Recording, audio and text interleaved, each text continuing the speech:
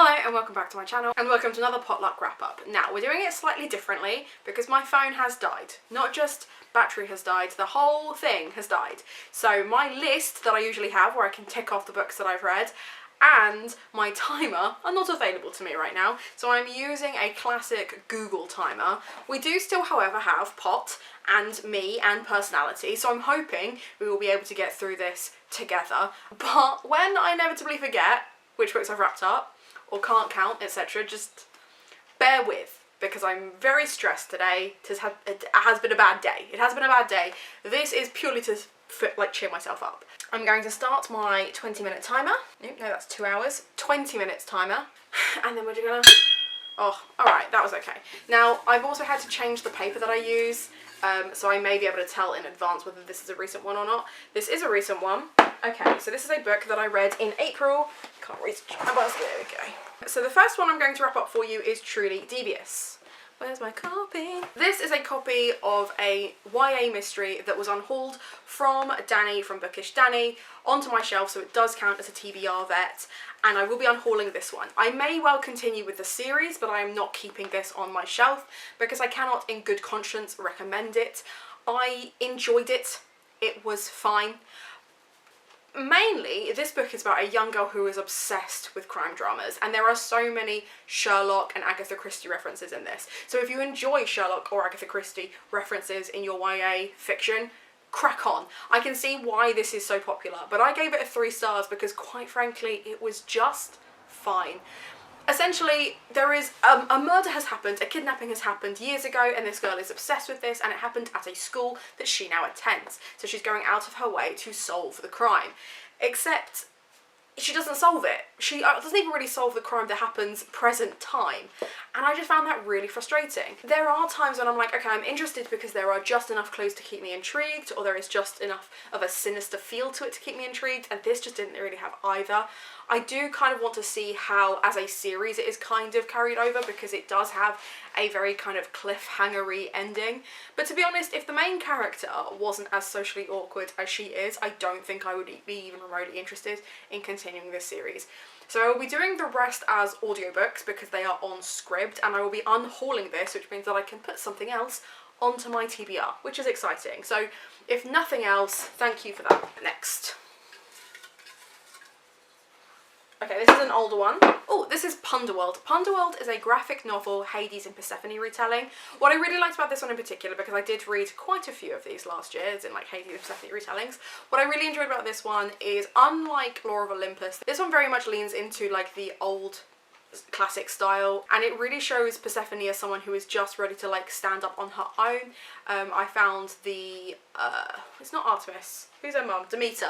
I found the Demeter character really interesting, and she kind of doesn't get like necessarily like a redemption arc in this book, certainly in the first graphic novel, but you can very much understand what kind of controlling parent she is. I felt like this version had real empathy for the characters, and I really appreciated that, and I thought it was a really beautifully crafted graphic novel. I will be picking up next volumes as and when I can find them. My average is about 10, and I read about 12 books in April, so we should be okay. I may even clear this pot.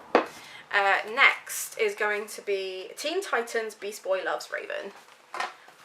Another really cute graphic novel. Now, I picked this up in April for Aurelium, and this was for the alchemy has romance in it prompt. The fact that it says Beast Boy Loves Raven, I was like, that's romance enough. What I didn't realise is that there was going to be another romance in this.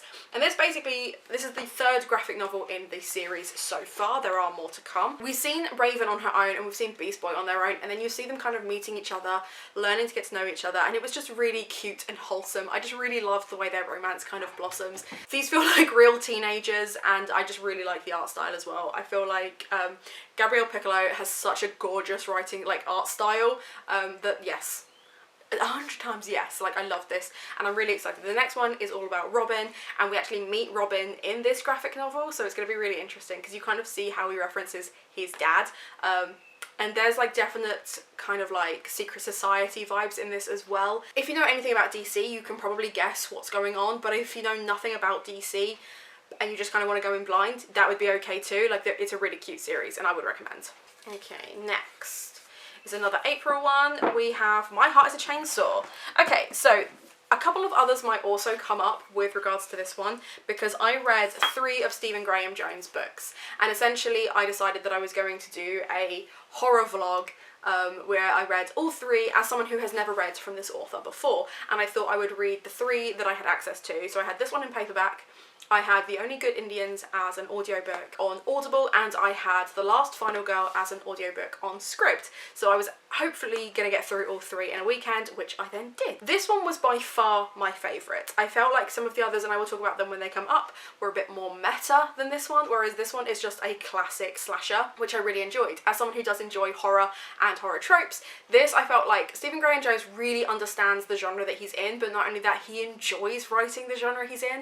And I think sometimes when you're looking for a book and you're like, I don't know what I want, I just want to have a good time, this is it. This is a good time. It's really dark, it's really spooky, and the plot twist at the end kind of threw me. I'm not sure how I feel about that, but the fact that this is going to be a trilogy, I will pick up the next book. For sure, hands down, it was great, and I would absolutely recommend this to anyone else. If you have not yet found a horror writer that you enjoy, but you like horror tropes and you like horror films, and everyone keeps telling you to read Stephen King, and you don't want to, read this instead, because it's better.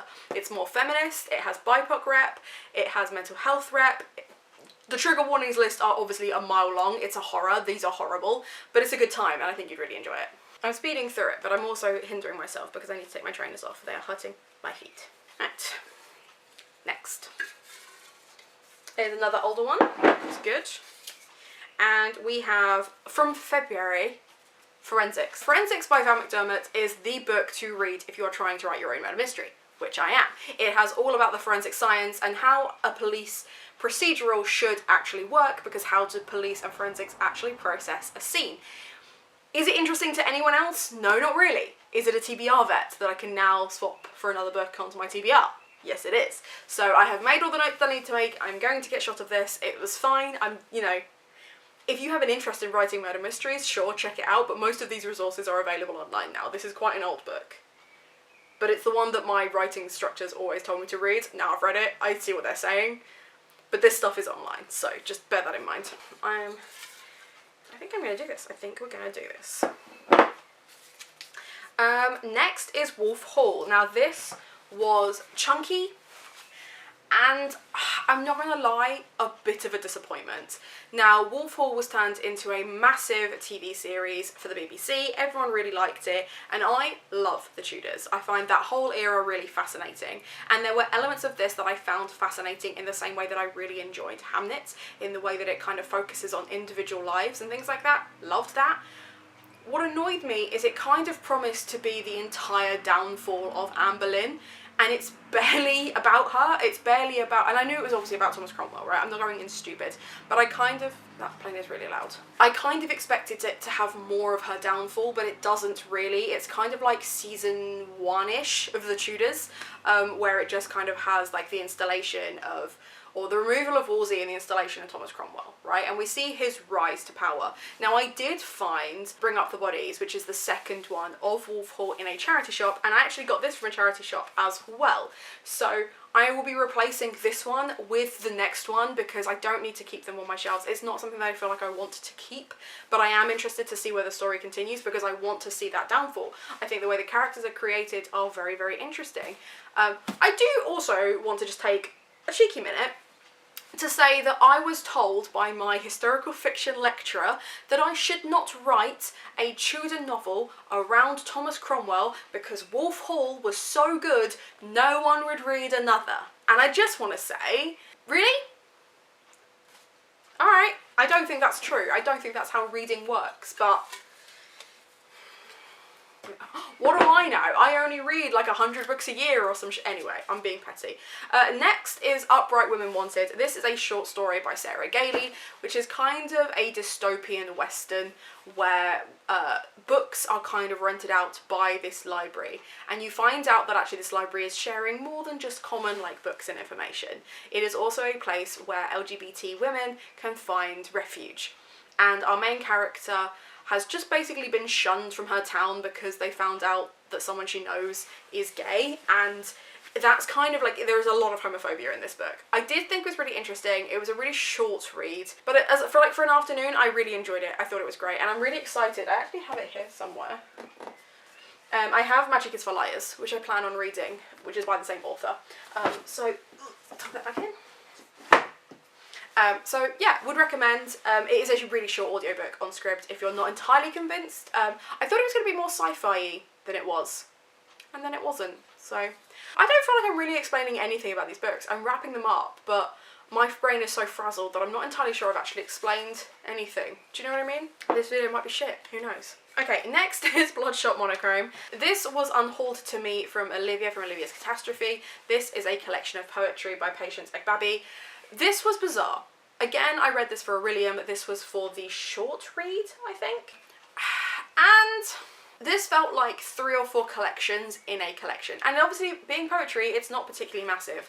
I felt like some of the poems were beautiful and really beautifully crafted, and others were just kind of in there for filler. It felt like she had taken maybe the rejects of 4 other collections and put them in another collection. And I didn't really get with that. It wasn't really for me.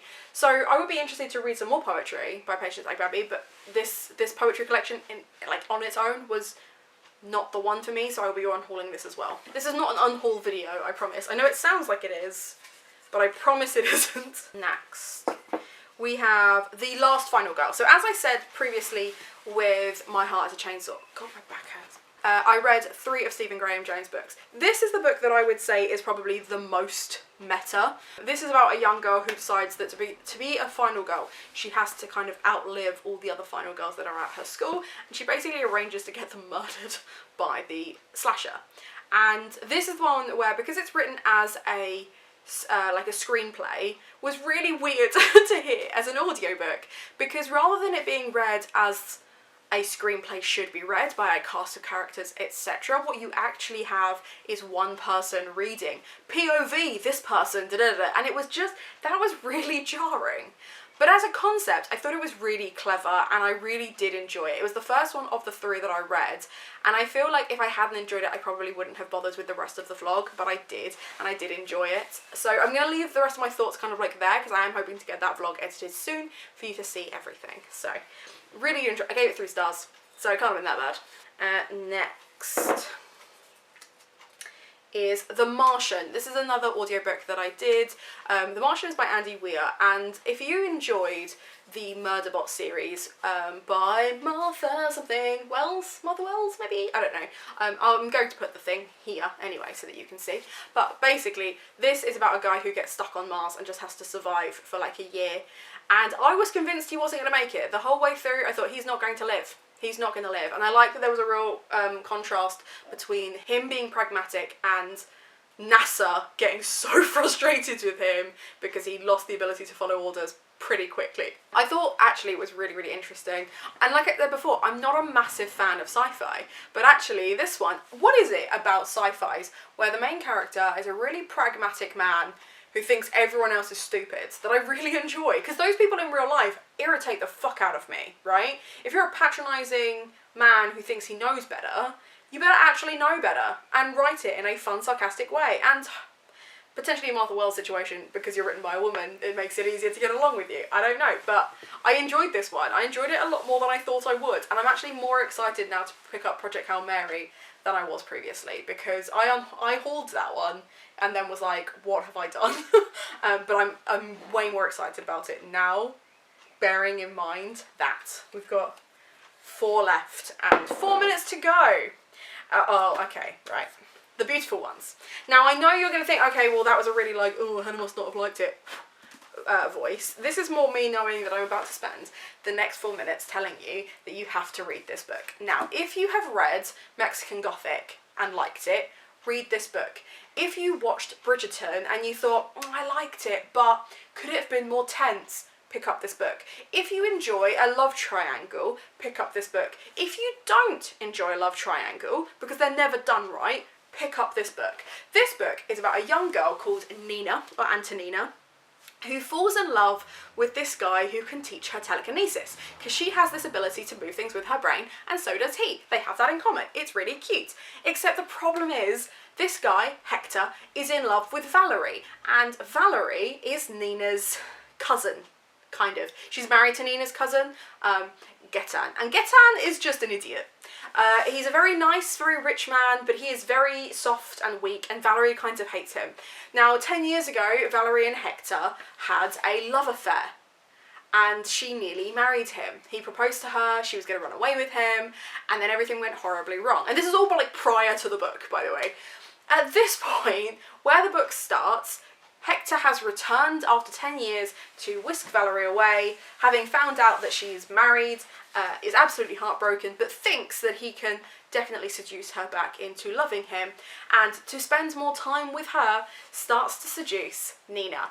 And the whole way through this book, I was like, this is going to end terribly. This is going to be a villain origin story. This is going to get super dark, super quick. Nina is adorable. What a terrible villain she would be. I would love to see it. All of these things, all of these emotions, and I loved it. It was like a telenovela. It was dramatic. It was poignant. The writing style is obviously fucking fantastic. Like, Silvia Moreno Garcia is my favourite author of all time. 2 books in, and I will put my hand on my heart, somewhere, it's under there somewhere, and say she is my favourite author of all time. Spectacular. And if you're like, oh, it's too long or too short, yes, both are correct. It is both too long and too short. I wanted things to move faster because I needed to know, and then I needed things to move slower because I just wanted to be caught in that passionate tension forever. Forever. And whilst there aren't like, it's all kind of like behind closed doors sex scenes, there is still sexual tension that is palpable, and it's just, all of it is great. And Nina has hobbies, and she's kind of like plus size as well, which I really appreciated. And like, it was just, oh my god, it was so great.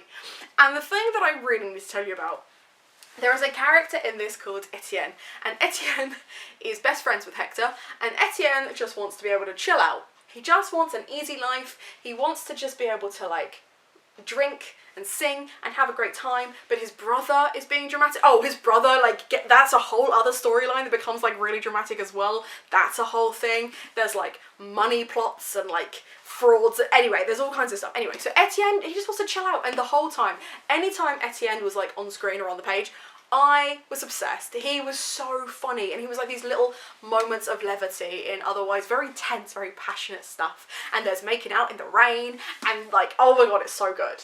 It's so good. It's so tense and so good. This is romantic gothic, right? This is romantic gothic at its finest. If you can tell me about another book like this, put it in those comments down below. I am obsessed. This is probably my favourite book I've read so far this year. Hands down. This and Love Hypothesis. No, this over Love Hypothesis. Sorry, Kelly, it's true. Oh my god, it's so perfect. The writing style, just like everything, characters, plot, atmosphere, all of it, core piles, 10, 10, 10, 10, 10. Do you know what I'm saying? Amazing. Amazing. And somehow I still have 36 seconds left, so, okay, let's pick one. Just pick, no, that's 2. Pick one. Okay, right. Okay, and the last one is going to be They Are Trying to Break Your Heart, which is, I can wrap this up very, very quickly because it was a reread. This is a book set in Budapest. Budapest?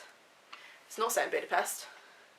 Oh my god, I can't wrap it up in 15 seconds because I can't remember where it's set. It's set in a war-torn country.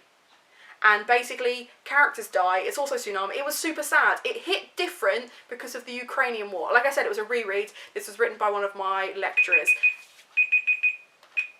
And I will just quickly say that I have a video planned around it, so I will try and wrap it up better next time. However, with all, actually, yeah, okay, I need to read more because I, again, only have 2 books left in that jar. A wrap up. Some faves, some not so faves. All in all, a solid reading month. Had a really good time. Had a really good time. And considering I'm recording this on the 2nd of May, I have already finished my first book of May, so if I can keep up that energy, we may be back in the game. Do you know what I mean? Anyway, let me know in the comments down below, are any of these books more likely to be on your TBR in the future now that you've seen what I've thought of them? Don't forget to check out those links. Treat yourself from something from Waypoint because it helps support me and my content. Other than that, I hope you have a nice day.